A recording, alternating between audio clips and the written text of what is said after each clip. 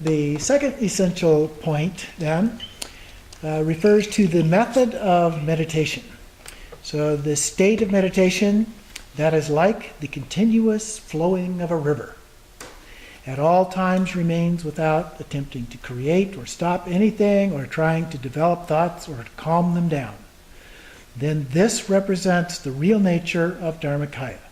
When thoughts begin to proliferate and develop, one should just continue in this condition of inherent creative energy or potentiality of primal awareness. Whether thoughts are proliferating or remaining in a calm state, this is perfectly all right. Okay? So thoughts can come up and go, we just let them self-liberate. Thoughts arise, passions, anger, desire, reactive feelings, happiness, sorrow, and so forth, all of those things come up. Yet, if one is aware of that inherent nature of all of these discursive thoughts, just the dharmata itself, then they will be transformed into the state of Dharmakaya. So we then remain in this awareness continuously. So that's the basic idea of the main part of the practice in this second point. It is necessary that one never becomes separated from this totally self-settled state of non-meditation at all times and on all occasions. Okay? So you're habituating yourself to staying in that all the time. Thoughts come up, you're doing the dishes, you're doing other kinds of activities, doesn't matter. You try to stay connected to it all the time, continuously. Sorry.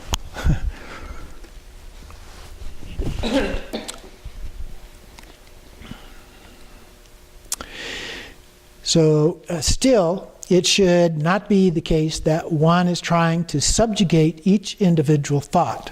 Whenever thoughts and passions arise, the antidote is the mere recognition of that singular view which was introduced previously. Recognition of the Dharmakaya.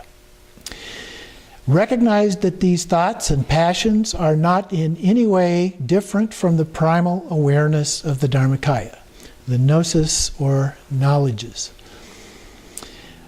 The inherent nature of these discursive thoughts is the actuality of the clear light of Dharmakaya. So the mother clear light, which he says abides as the base, is directly introduced by the guru. And then the clear light of the path is the practice that is introduced. That's the part that's introduced by the guru. So we have the clear light of the base, which is the real thing. And then we have the clear light of the path, which is an approximation of that through our practice. So clear light of the base and the clear light of the path become inseparable over time. But particularly at the time the meeting of the clear light of the son and the clear light of the mother in the bardo of Dharmata, when that happens. Okay? So worst comes to worst, if you haven't achieved enlightenment by that time, if you've done these practices, you know what it's like, you know what to recognize. When that experience happens at time of death, then you can achieve enlightenment at that time. One settles into the state of contemplation, trying neither to create nor stop anything, neither accepting nor rejecting anything with respect to the thoughts and passions that arise from the play of creative energy of the mind. So we just settle into a state of indescribable awareness. Now, beginners will have experiences of various sensations, clarity, non-discursiveness, or the absence of thoughts. And we just have to shadow those again and again by shouting out Pei. So that continues through this second part of this process. Shouting Pei, and here he describes a little bit about the meaning of the word Pei, which is divided into two syllables. Pa, P-H-A, letter of skillful means, is the accumulation of merit, and Ta, the letter of discriminating wisdom that cuts through delusions. So it's a uniting of skillful means and wisdom. So thereupon, there will be no difference between the state of even contemplation and what is realized subsequently.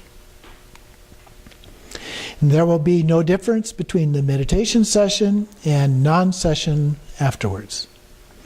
So self-existent primal awareness is like the continuous flow of a river that I mentioned earlier. There exists not even so much as a hair tip of a cause for meditation. Okay, so there's no cause for meditation. At this point, once you develop confidence in this, now this will be at the end of phase 2, okay, then there, without that need for meditation, nor is he or she distracted. Neither have I ever meditated, nor have I ever been separated from meditation. Thus I have never departed from the real meaning of non-meditation. So we continuously remain in this state. If one has become a pure container, a type of individual who is capable of being liberated instantly upon merely hearing the teaching, then all thoughts and appearances are totally liberated into the base, and whatever arises is immediately transformed into the state of Dharmakaya. There is no meditator, there is no meditation. Those less fortunate, that is, most nearly all of us, okay, have more of a gradual approach that we need to follow. Nevertheless, we practice if one is unable to attain stability. So worldly attainments and distractions come up. So having renounced worldly entertainments, it is important to meditate. Even though we may try to make daily activities into the path itself, deviations of falling away from one's innate disposition and of irregular habits will arise. So we practice in a way that relies upon fixating the mind from some object of meditation so as to continue in the essence of contemplation. It is very important to maintain and continue this directly penetrating primal awareness or knowledge during the period that follows the meditation session. So we often talk about meditative equipoise. So when you get up from meditation, you try and sustain that meditative equipoise. So same idea here. You maintain that state of awareness as you continue after the meditation session, all times and on every occasion. So thoughts and actions continue as usual without any deliberate calculations on one's part or attempts at creating or stopping anything in this state of the single Dharmakaya. So that's the idea. We just stay in the state of Dharmakaya. And here, the peaceful calm, shamatha, and the higher insight, vipassana, are inseparably united. So here we're talking about what I refer to as a higher level of shamatha and a higher level of vipassana. So this is shamatha without object and vipassana without object. So this is not your basic shamatha and basic kind of vipassana that we learn in the very beginning. Similar, but no object of focus. So then we continue in dharmata. We decide definitely on this single point and with absolute conviction. So over time, as we go through the gradual path, we get to the point where we're absolutely confident. And so that's the conviction. If one thirsts after water of other secret instructions, it's like having an elephant at home, but searching for its tracks elsewhere in the dense forest. So once you know this, once you have the conviction, you don't need to go out and find other kinds of practices to do. Now you may go to an empowerment and receive a blessing as a part of that, but that's not the goal of learning yet another practice to do. At this point, you've reached the goal. You know, it may still take a little bit of practice, but you're there. You don't need to continue doing those kinds of things. So it is absolutely necessary for the individual to decide definitely with intelligence upon this single essential point with respect to the practice. And one should discover that there is nothing other than this. Similarly, the Dharmakaya is Buddhahood, itself experienced as naked primordial awareness. This is the second secret statement. Okay? So everything is that Dharmakaya. That is it. So just being able to stay there. So then we get to the third essential point. So we have confidence in the method of self-liberation.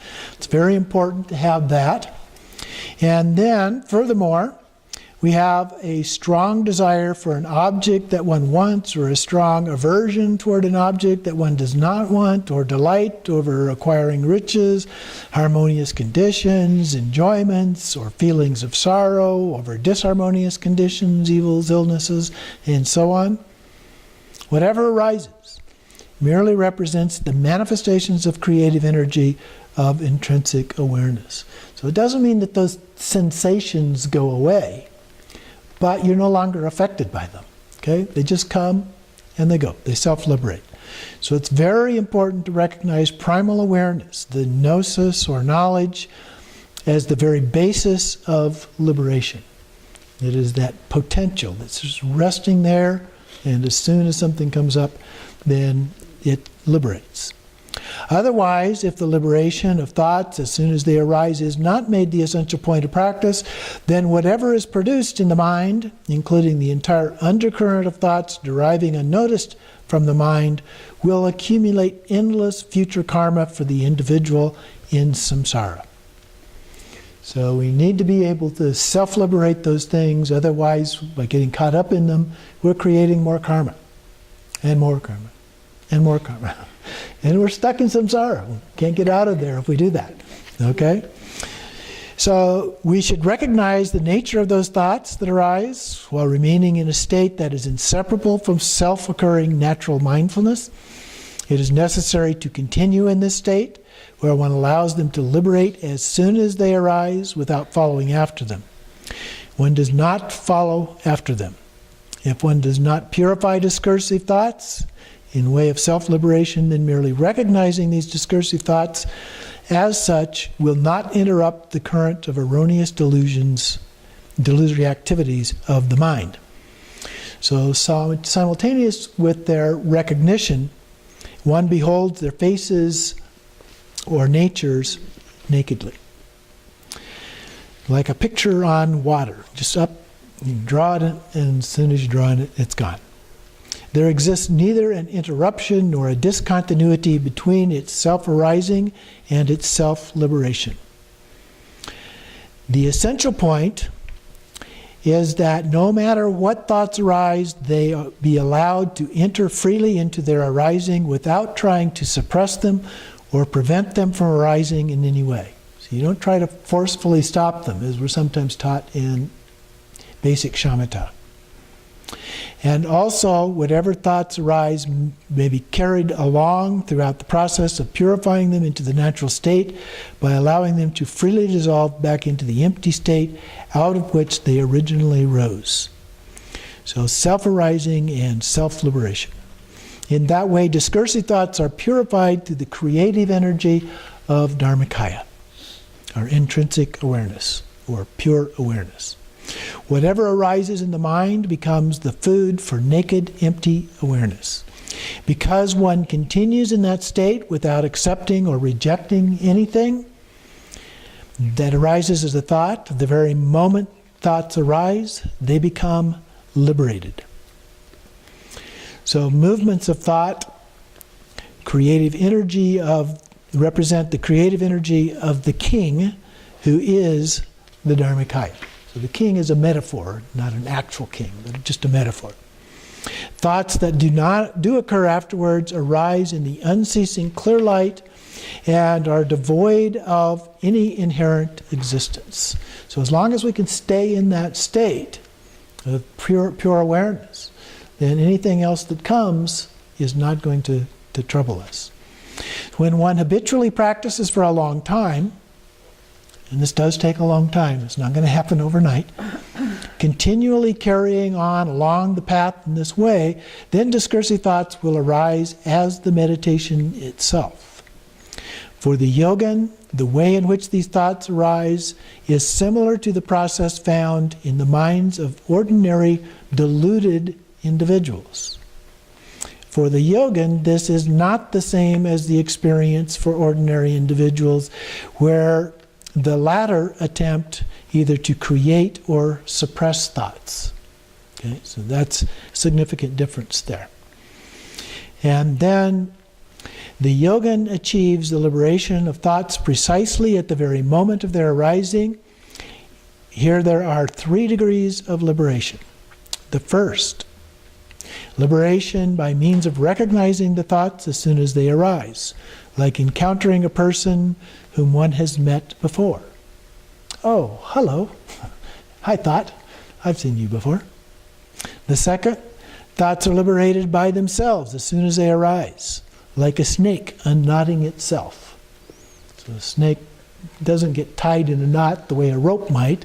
It can just move on and just uncurls all the knot as it goes. And finally, thoughts are liberated without benefit or harm to one's state of contemplation or meditation, like a thief entering an empty house. Nothing there to steal, nothing to be concerned about. Okay, just comes, and thief comes, goes, okay, by themselves. And so those who consider merely recognizing the calm state or the movement of thought as being sufficient are no different from an ordinary person, afflicted with erroneous and delusory thoughts.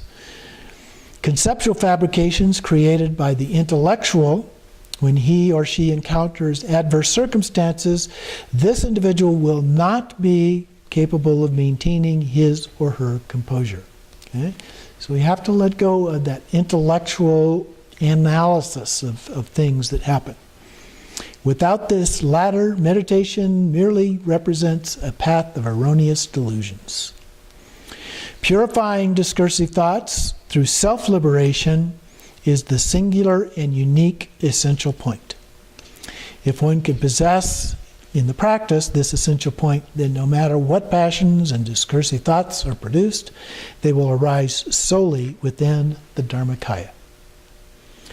One goes beyond all limitations into a state where there is nothing left to do and where one is free from all efforts. Then non-meditation is truly the state of Dharmakaya. But if one does not have confidence for liberating thoughts, there will truly be no benefit to one's mind, nor will one's view and meditation serve as antidotes to the passions. Consequently, this will not be the correct path. But if the self-arising and self-liberation of thoughts occurs, it will be impossible not to liberate one's stream of consciousness. Whenever discursive thoughts are produced, whether one is in a calm state or in a condition of the movement of thoughts, even though one searches for one's delusions with their inherent characteristics, one shall not find them. This alone is the measure which determines whether or not one's practice is proceeding in accordance with the essential point. Hence, continuing with confidence. Okay, so we've developed that confidence, so we just continue with that confidence. And finally then, we have the conclusion. A few more comments here. This is the Upadesha, or secret instruction relating to the meditation and to the conduct. When one understands the direct personal experience, this manifest, naked, primal awareness, that experience itself will become the view, namely the gnosis of primordial knowledge that is immediate intrinsic awareness. Thus, the view and the meditation become identical in essence and have a single taste. In some cases, this will be described as the view, the meditation, and the result are all the same. The Rigpa, or Dharmakaya. Okay? The view is Dharmakaya, the meditation is Dharmakaya, the result is Dharmakaya. The essential points of the paths are all the lower vehicles which accompany Dzogchen as its loyal helpers and attendants who support it in every way. So we don't throw the baby out with the bathwater, so to speak. All of the previous things that we have done have helped us along the way. and at times can be helpful to us as we go through this. Sometimes when having problems, it can be helpful to go back and redo some of those practices and then come back to this point and move on. Primordially pure awareness is discriminating a wisdom, will blaze up, becoming a vast expanse of wisdom. And the innate disposition of emptiness, having arisen as the great compassion, becomes a compassion which loves all beings universally and impartially. So in Dzogchen we don't talk a lot about compassion, but it is a self-manifest result. As we do this practice, we begin to realize that it is the root, the ignorance of not understanding this, that is the cause of all sentient beings' suffering. And so out of that, we develop this strong sense of compassion for all beings, which links together wisdom and compassion. So they become non-dual, the state of Buddhahood. Emptiness and compassion are united, become manifest. The path of the six perfections will arise as its own inherent potentiality or energy, just as the case of the sun and its rays. Whatever one does will become a benefit to others. So the Buddhas, the enlightened ones, highly realized beings, everything they do is going to benefit others in some way. They don't have to intentionally try to do that, they just naturally do that. Without their deviating from the correct view and falling into some selfish pursuit of their own personal peace and happiness. The view, the meditation, and the conduct represent in their unity the principal state of all Buddhas. The essential point is the diamond-like heart of the essence of the mind. There is no higher teaching than this. The very nectar of the Upadesha, the secret oral instructions. The creative energy of intrinsic awareness, which is the treasure master of the Dharmakaya. Even though I myself have not personally had any experience of the real meaning of these teachings by means of discriminating wisdom in meditation, nevertheless, all my doubts have been thoroughly annihilated by means of discriminating wisdom through hearing and the inerrant oral teachings of my holy Guru. Okay, so trust in the Guru. At the time when he was passing into nirvana from the center, the great mass of light in the sky, the Nirmanakaya Prahabhadra Gerbdorje transmitted these secret instructions to the Arya Manjushri Mitra, who then presented them to Gerbdorje, and this is his last testament. And so then he goes on and mentions some others in the lineage, Jigme Lingpa, and his root guru, Galway Nyugyu. And then this Upadesha, which is like highly refined melted gold, is in truth the essence of the mind. I am reluctant to reveal it to persons who do not practice. So be sure you practice. But to those individuals who would cherish these teachings as much as their own lives and who have practiced the essential points, might attain Buddhahood within a single lifetime, I would not hesitate to reveal them. Okay? So he has revealed them. So he has high expectations for us. So that concludes our readings for this week.